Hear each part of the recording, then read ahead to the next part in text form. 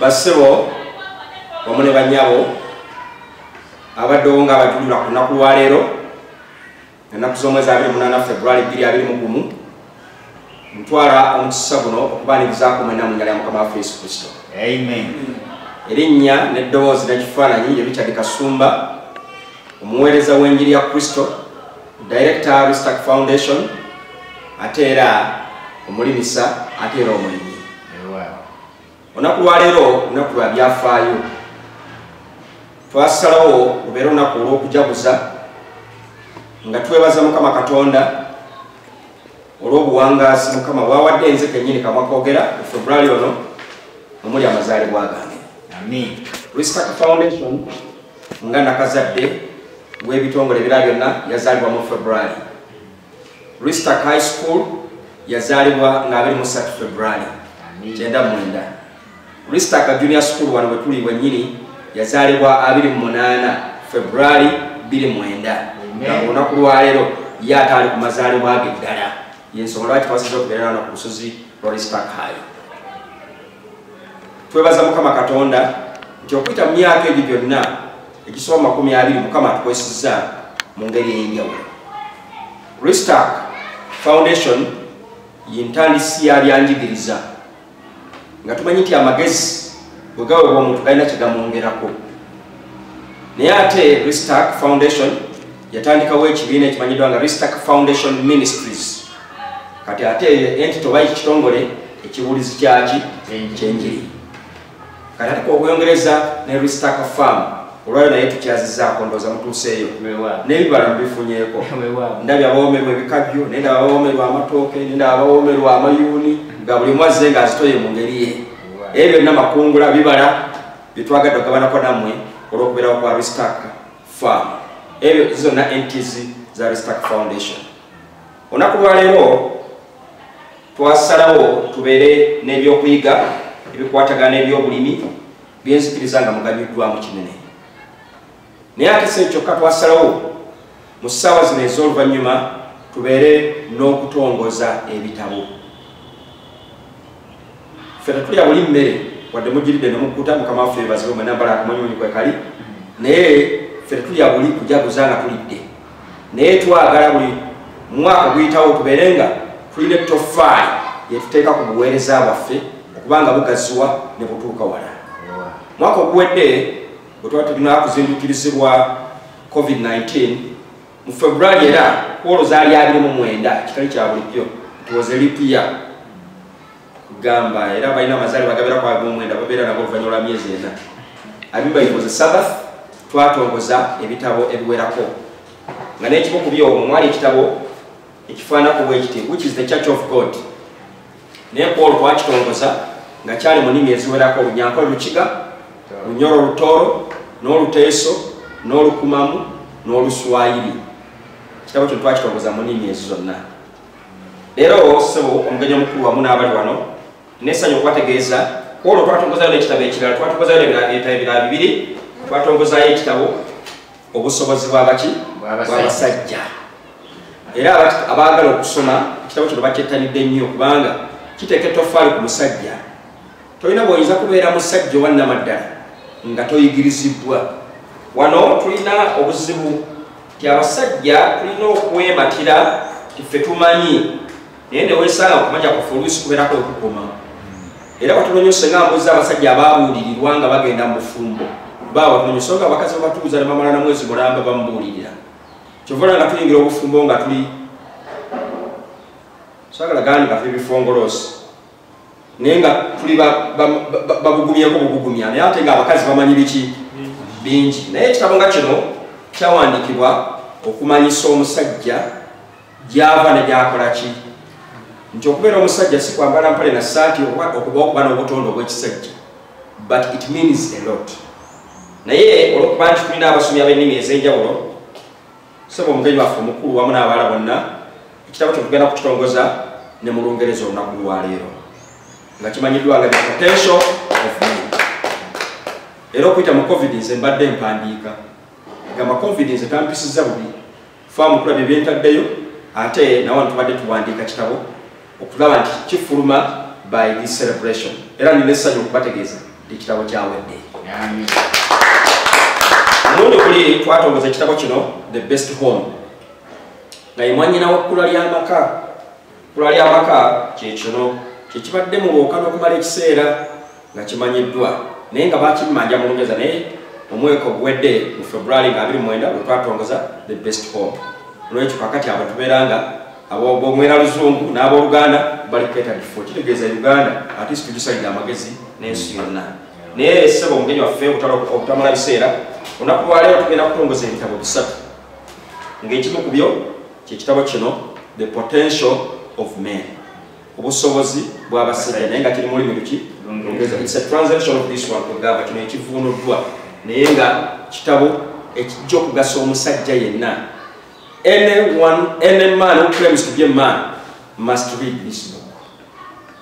And if you practice whatever is in this content, I'm sure you are not going to remain the same. You are going to be an improved, revised man. Amen. Sebo mugenyi waffe omukulu waliwo n'ekitabo kyogenda okutongoza ekirala kyekitabo kino which is the Church of God mu Lulango Inlangi. Kino kyawandiikibwa kyaziddwa mu Lulango era sibagala okukitongoza naye kino kankutegeezeko kyafuluma dda copies nga 10 era zaggwawo dda zagenda dda mu Lulango. Bazimbeerako nnyo abanga ffe tuweereza ekitabo kozi tabanakitongoza nti gwe tuweereza abantu bazikirira n'ensala amagezi okulanga nti tuweerezaayo tuzagenda ddakola kopi 10 naye nabagenda okuddamu okubaweereza endala nga mumaze okukikola ki era ssebo olunamala okukitongoza wiiki ejja netandise olwaliro ngenda kukubisa copies nziweerezeeyo era ngo kati mulimu n'ekirala ekiri mu Lugbala ssebo nakyo nina esenya okutegeeza tibamaze nakyo okukitranslatinga ekya Lugbala. Nolwekyo abali mu Lugbala eri mu West Nile nagendayoko nensanga obuzibu nga Lungereza lukka naye I'm glad to inform you that even this book has been translated to Lugbala. Sigaza ennimi bbiri zentajetinga lwe Lukyoli n'Olukalamoja nazo twandibadde tuzitongoza olwali naye ebe nawo okukola translation bandisappointinga muukaawo manyi Abafrika nabo tebeesigika nnyo. You can trust a white man but not an African. Sigamba nti twemalamu maanyi naye I've studied their character. Naye mu byonna ssebo kiriza ssebo omugenyi waffe omukulu aliwo olunaku lwaleero nga ye mukadde Mawejje mukadde mu kkanisa y'Abadventist era aluddemu okumala ekiseera era mukadde Mawejje y'omu ku basombe bange ab'ebitabo. Nzikiriza nti mu maka ge awezamu ebitabo ebiwera nga 15 different versions ez'ebitabo ebyenjawulo nga zoogera ku mulimu guno ogw'Ekatonda ate ng'omusajja ayagala ennyo enjiri. Ssebo njagala kuyite nkwanirize oyogereko eri abantu bakatonda ku nsonga eno kwatagana omulimu era bw'onaba omaliriza ssebo otongoze ekitabo kino The Potential of Men ekiwandiikiddwa mu lulimi Olungereza. Ssebo nina okutegeeza ekitabo kino eyakitaddeko eddoboozi oba eyakyanjudde ye mulabirizi waffe ssaawalabirizi yawummula ye Christian Alideki kakati is retired Archbishop. Ssebo yakisoma era n'akitongoza n'agamba nti kigenda mu maaso kikola omulimu gwa Katonda. Ssebo tweyanzeege ekiseera kino njagala nkikukwasisa. Ssebo omugenyi waffe omukulu mukadde Mawejje ekiseera kino kikyo nsaba oyogereko eri ekibiina okole n'omulimu omukulu gw'okutongoza ebitabo bino. Webale nnyo ssebo. Ssebo omusumba ate nga oli mukoddomi wange musumba Richard Kasumba. Ssebo neeyanziza nnyo okuweebwa omukisa guno nze ngenda okutongoza ekitabo kino. Bassebo ne bannyamba bakuŋŋaanye wano akawungeezi ka leero njaga okubeebaza olw'okwerekereza byonna ne mujja okubaawo okusooka mu musomo ate ne mu kutongoza ekitabo kino. Njagala okwebaza ennyo omusumba ono Kasumba. Mu myaka giri egyayita yaliko district leader wano e Bugema. Tetwamanya nti anaabeera musajja w'amaanyi bw'ati naye twebaza Katonda nti Katonda amuwaniridde n'akola omulimu omunene bwe guti ogw'okubuulira enjiri. Era ssebo Mukama waffe yeebazibwe olw'ensonga ey'okutte n'amaanyi ey'okubuulira enjiri.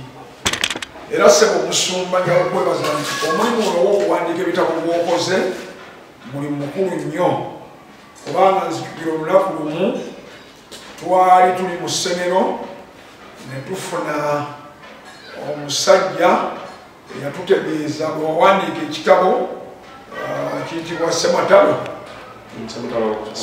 owokusatu. Omwami we yava Ibanda n'atutegeeza ekitabo kye wawandiika bwe yakitwala n'akisoma n'akyaziko omusumba w'abalokole, ate omusumba naye n'akisoma n'abantu be. Abantu bonna ekkanisa n'ekyuka ne bafuuka baadiventi. Nolwekyo saba okusumba twagala okwebaza okoze omulimu gatendo nnyo ku lw'ensonga eno. Obuulidde enjiri ng'osinzira busirika naye ali n'okuguzinyisa Uganda yonna n'ensi okutwalira awamu. Sebo weebala olw'ekyo. Abalala bagamba nti sirina busobozi kutuuka jindi naye gwe obusobozi obufunye. Kaakano wuuno otuuse Erango, ebitabo by'owandiise, otuuse mu West Nile, mu ngeri eyo ng'obuulira enjiri naye ng'osinzira wano busiika. Sebo tukwebaza olw'ekyo era tusaba Mukama n'ebisigadde byonna akukozese mu linnya erya Yesu. Mu kaseera kano onsabye okutongoza ekitabo kino The Potential of Men, era sebo nange ng'omukadde era omuweereza w'enjiri ya Yesu Kristo, ate nga gw'obadde kitundu kinene nnyo kubanga bwe nali ntendebwako emikono wali omu oba nteekako amaanyi nfuuka omukadde w'ekkanisa. Alina okugattibwa kwange era wali nkwe omusoma tuli mu lugendo nga ngatta.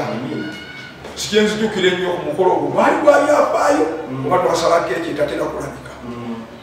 N'olwekyo sebo nga bwonsabye okutongoza ekitabo kino, nange mu linnya erya Kitaffe n'Omwana n'Omwoyo Omutukuvu kitongozza kigende abasajja bakisome balyoke bayinza okubeera abasajja ab'obuvunaanyizibwa mu nsi. Era sebo kitongozza n'emitwalo 12.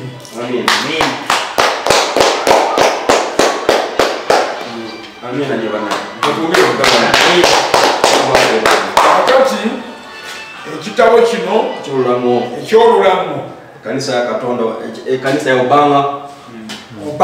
Kanisa ya Obanga. Sebo nakyo kakitongozebwa n'emitwalo 5. Soba kino sebo nga tunakutongoza kino. Era ng'onagendayo okwo n'enkola ya follow-up. 21 ali ndi musumba olupanyanya. Naye ndabuuza nti era ng'ogenda kukolayo ki?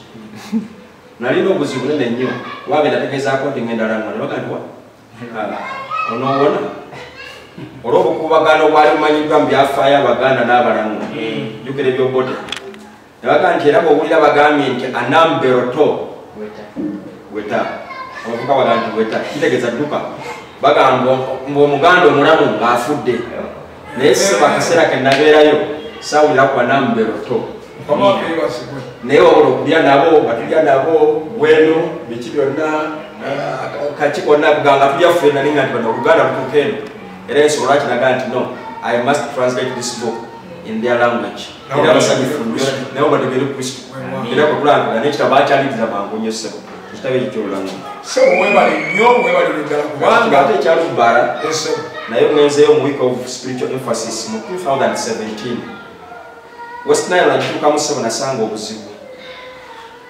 Kyekifo kye natuukamu baali bampisa kukolera zino zetumanyi nga TMI efforts.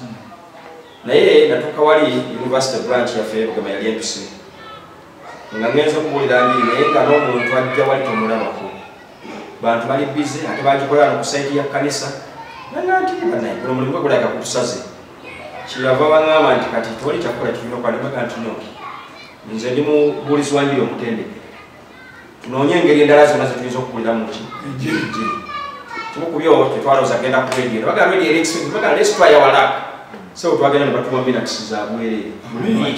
Ne mbuulira okumala okusinga 2. Ne mbaga nti n'ebitabo bikola. Baga nti tulina we kubijja. Olw'okuba nti ndi ku internet nasobola okukontaktinga abantu bangi. Kumutimbagano kuno nebaga banaye munyambe ndiendo mulimu gwaji naye mukolo nnyo teriyo njiri bwebulirwa njagala kubisa bitabo at least mu Bungereza tugabe mu office kwa abantu baite tebakola ki within just 2 weeks in fact 1 week 12 fundraising na tukola million 2 abantu bakiriza se nensindika mangu nnyo ku Nasa e Kampala ne bakubisa ebitabo mu Lungereza kimu ku bo bakiyita Come Out of Babylon ekirala kukiyita Church of God mu Lungereza ne World War 3 ne babipeereza era tugenda okumaliriza omulimu by'ebitabo mbigabi ne mbaga nti wali makomera nti n'amakomera wegali tugende mu makomera ngenda okutuuka mu makomera nga sobola kwogera Lulubala sobola kwogera Luluuli manyi Luluulu kubanga ende boogera Luluulu ate mwaliwo aboogera Lulubala ne mbaga nti batukoze tutya mbaga nti kakati you will preach in English and we shall be translated nga ne mu kkomera ly'abasajja 8 yero ng'atudde nga wonna wapidde yero ne mpulya mu Lungereza era abantu 18 abasalawo okukkiriza Yesu Kristo. Mbaga no, I must go back and translate this book which is the Church of God kize mu Lulubala kubanga abantu bana bali mu kkomera sibona nti balegera luki mu Lungereza. So nesonyi okutegeeza kiti ekitabo kino kaakati olwaleero kye nasuubiza mu 2017 kitunkigiza nti nkitranslate nze mu Lulubala ate sibuka okitongoza bw'ona okimala bwoti nakyo I must make sure nti printing copies as well zigenda oba zinasookera mu kkomera eba n'amanya naye nga buli mutuusa ebisebo sebo webali nnyo webalire ddala era ekitabo kino mu linnya lya kitaffe nakyo n'Omwana n'Omwoyo Omutukuvu nayo kitongozeddwa n'ensigo 3,000. Amiina. Mpozi sebo kano musoma tekalekeka njawo okutegeeza abakristaayo bonna nti oyinza okuba tolina busobozi butambula naye ate olina obusobozi obukwata ssente omutwalo okugula ekitabo oba ebiri ekitabo kimu kisobola okuwulira abantu abasoba mu 100 n'olwekyo basebo ne banyawo abatudde wano katubeere ffe pennyini abakristaayo nga tusooka okugula ebitabo bino tuligabira abantu.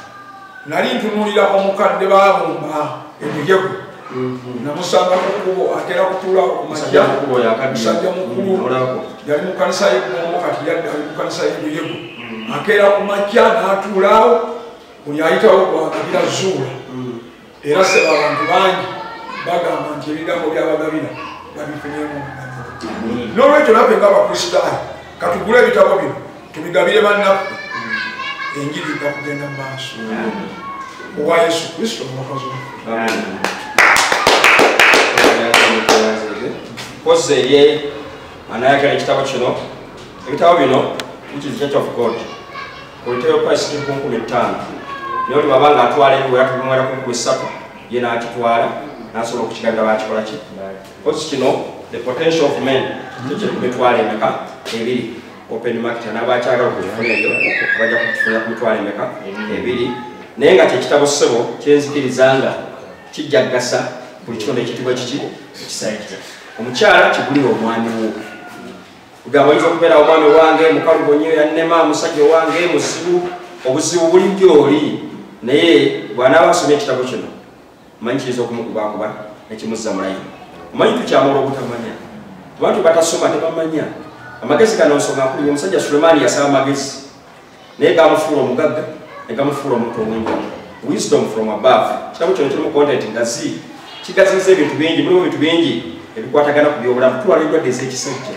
eri abasajja bali awo nga banafu babeera enamba oli tebamanyi nakyakukola balowooza nti basajja naye nga tebamanyi kye bakola babeera awo nga bali awo abamu banafu abala bakozi abantu bali abala tebamanyi kubuulira njiri kijjeeyo abasajja bonna basobola okubeera abeesigwa basobola okubeera ab'omukisa basobola okubeera batya kiraza abasajja ab'engeri zaaki ez'enjawulo n'olwekyo nzikiriza ssebo nti abaana abasomye ekitabo kino tebajja kusigala kyekimu. So I'm appealing to all men, please try your best to see that you secure a copy for yourself. Even if it means a wife, buy it for your husband. If you're a girlfriend, buy it for your boyfriend. Buy it for your brother if you're a sister. I know it's gonna not remain the same because the material resourced and put in this book is so special and it's gonna make an impact on one's brain. Mukama atuwomesa ssebo nsaba osabira omulimu guno omukisa ogenda mu maaso. Katuyimire tusabe. Katonda kitaffe omuyinza wa byonna twagala okwebaza omukisa gw'otuwadde okubanga tukyali balamu. Erinnya lyo obw'ekitiibwa ligulumizibwe. Oli Katonda ow'ekisa era ow'okwagala. Ate oli Katonda ow'enteekateeka. Buli kimu kikolebwa mu nteekateeka. Twagala okwebaza olw'omuweereza omusumba ono Kasumba olwaleero ng'akuza amazaalibwa ge.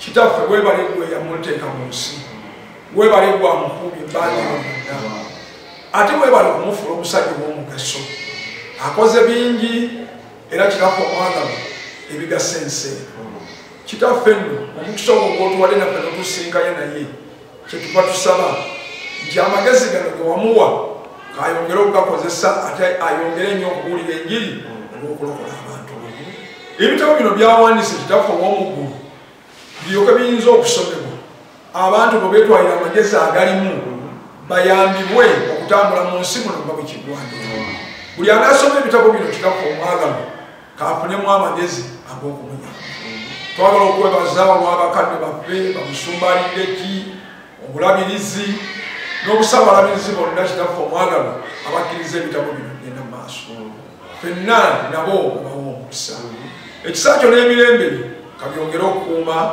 omuddu wo ng'akola omulimu n'abanaabisoma bakuumibwe otuwulire n'okkirawo ensimbi zirabike ez'okukola omulimu guno otusibule n'emirembe nga tuddayo tusabe n'okwebaza okuyita mu kisa kya Yesu Kristo omulokozi waffe.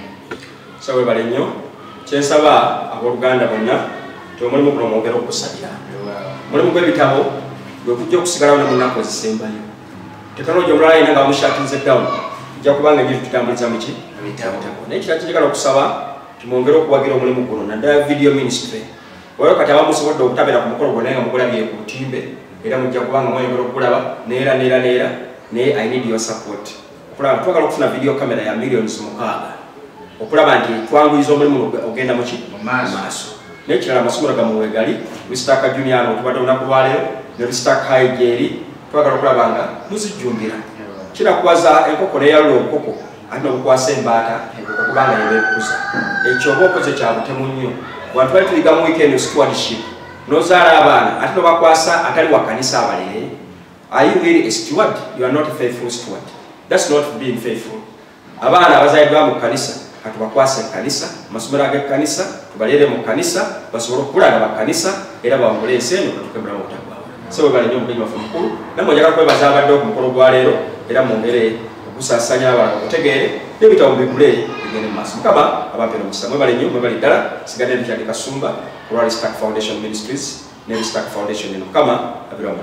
Amen.